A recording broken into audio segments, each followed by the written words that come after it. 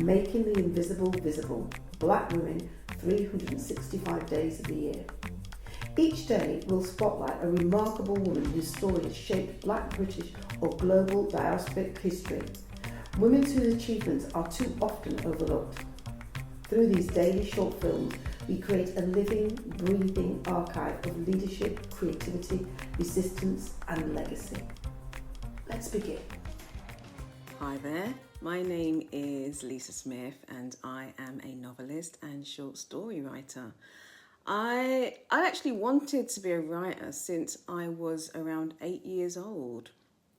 But I guess back in the late 70s and throughout the 1980s, it never seemed possible for a working class black girl from South London to become an author.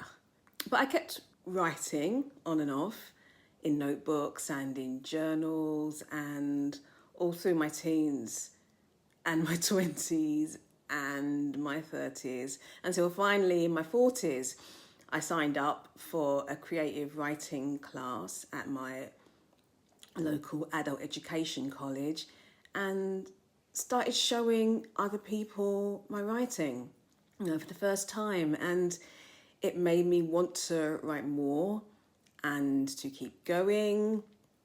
And finally, I became a published author at the age of 55. Writing is what I really want to do. Previously, I worked in TV, making documentaries, and the best thing about making docs was the access that you're permitted into other worlds and people's lives, and I can see how much I draw on real life events and observations when I write fiction. Often I'll use that as my starting point and build from there.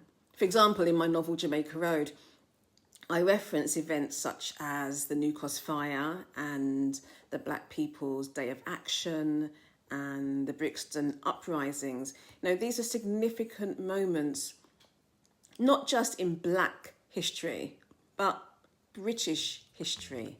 And that matters to me. Reframing history, that really matters to me.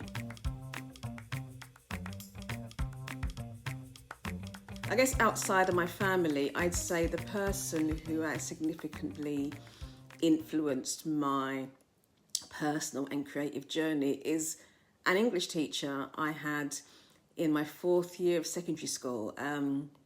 So when I was about 15 or 14, Miss Mahoney was her name. She brought literature to life by introducing me to the works of Black women writers I'd never heard of before. Maya Angelou, Toni Morrison, Alice Walker, Jean Riley, just to name a few.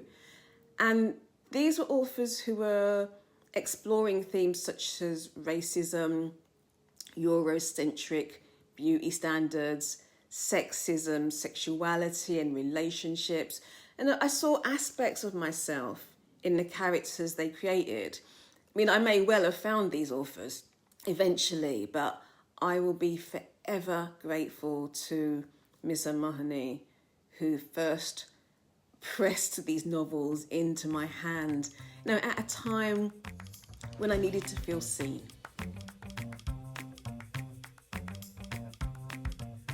I think something you might not see at first glance is that I'm very shy, which is a weird thing to say given the fact I'm talking now on camera. But as a child, I had a very noticeable stammer. And when I was around 10 years old, I saw an interview with a TV newsreader who said that they had had a stammer. And one of the things that they did to manage it was to boost their vocabulary.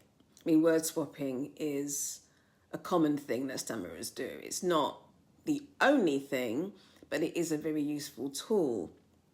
If you can't say a word, then you replace it with another word. And since I loved reading anyway, it was what I did to manage my stammer, and it gave me confidence I still find speechifying and speaking off the cuff pretty daunting, and I probably always will. But I've learned not to run a mile rather than to speak.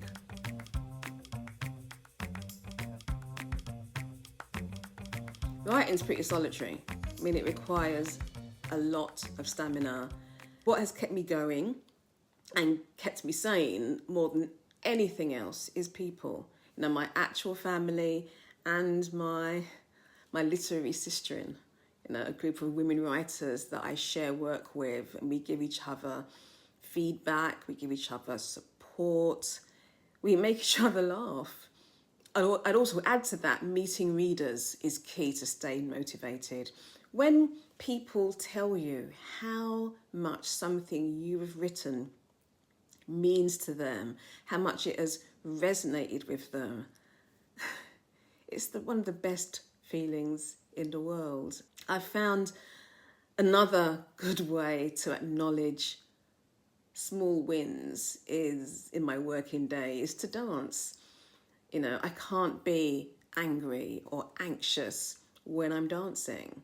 My daughter told me that when she came home from school, and if there was music blaring from my office room, then she'd know, oh, Mum's had a good writing day.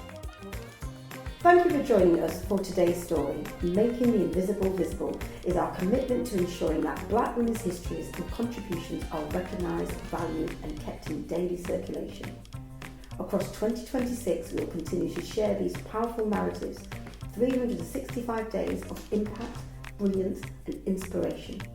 Stay connected, join the conversation and help us champion the women whose journeys continue to shape our world. I'm Paulette Brooks and I'm looking forward to seeing you tomorrow for the next story.